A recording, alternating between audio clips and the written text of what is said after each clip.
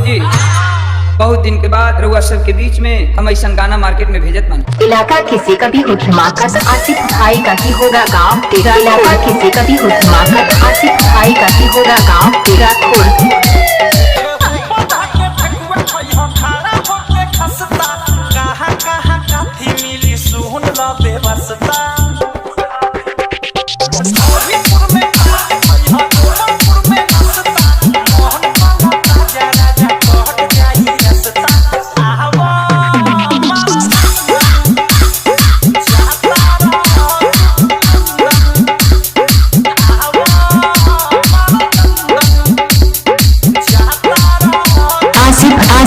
भाई गाँव गाँव तेरा खुर्द तेरा खुर्द।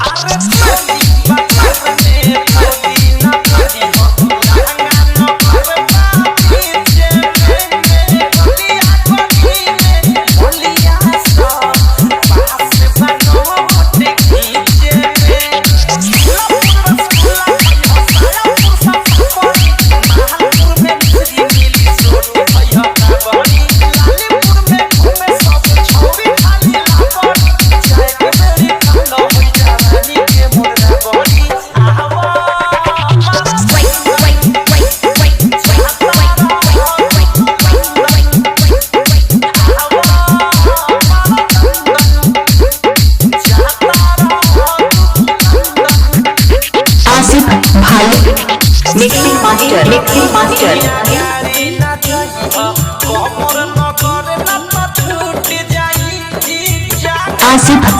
आसिफ भाई इनका मोबाइल नंबर है 771 771